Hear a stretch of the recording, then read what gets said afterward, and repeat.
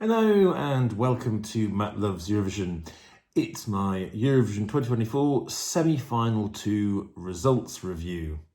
Please do click on the subscribe button, ring that notification bell, like, share and comment below. So time to look at who qualified from semi-final 2 and kind of how we did and how also the betting odds did as well. Now, if we just bring up the results, I will have a little talk through kind of how I thought they went. Now, record will show that I've probably got 8 out of 10. However, I'd like to think I actually got 9 out of 10 because as soon as I had recorded, I kind of regretted kind of one of my predictions, and I think I did say on Twitter that I think actually I would put Estonia back in and Malta back out again. In which case, I was very much in line with what the betting odds said. And the betting odds did actually largely come true, with one big notable exception this time. And we may as well talk about that immediately. And the big exception was Latvia. No one, I don't think actually anyone, predicted Latvia would go through. And it does seem that maybe people do appreciate a stripped down, strong vocal ballad, particularly when it's surrounded by a lot more elaborate things as it has done. So Dons is a lovely guy. So yeah, I'm really delighted. Obviously, it breaks Latvia's long non-qualification streak, which stretched back 2016, last time the contest was hosted in Sweden.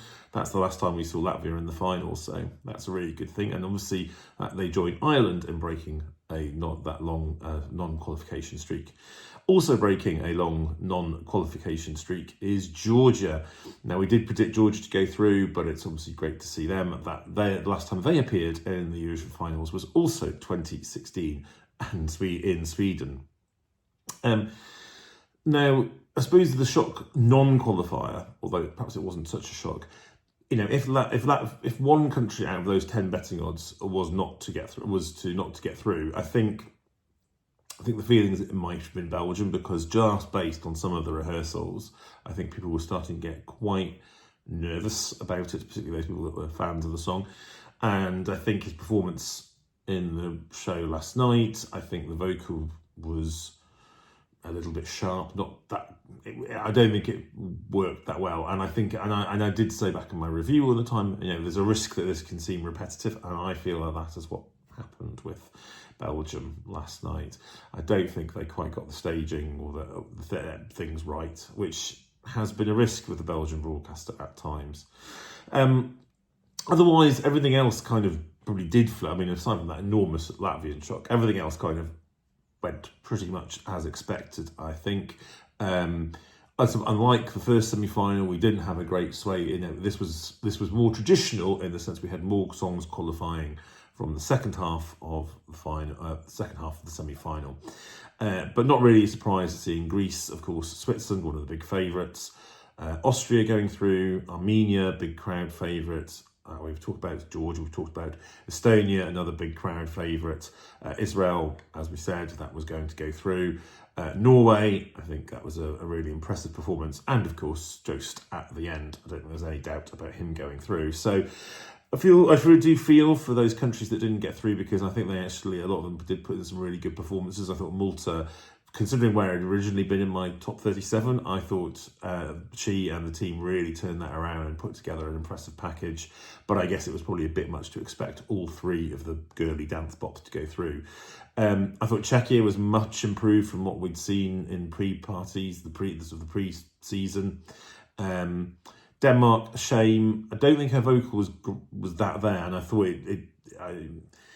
and although staging was better than the national final, I just don't think it quite clicked. It's a shame, because I think it's a nice song, but I think Denmark needs to do more than just nice. I think San Marino, I think that was Megara's worst performance. I think they've been doing really well in rehearsals. And so that was a bit unfortunate that it didn't come across quite as well on the night, because I thought they were really good. Otherwise, I fear we may not see San Marino back, or they may take a break, judging just from a couple of comments from, I think, those involved in San Marino TV. I hope often people say these things when they get a non-qualification, But I just hope that they'll reflect, and hopefully we'll be back next year. We shall see. So yes, we've broken the non-qualification streak of those 3 countries that had not qualified for some time. We've also got all 3 Baltic countries in the final as well, and I'm not entirely sure when that's the first time since for quite some time.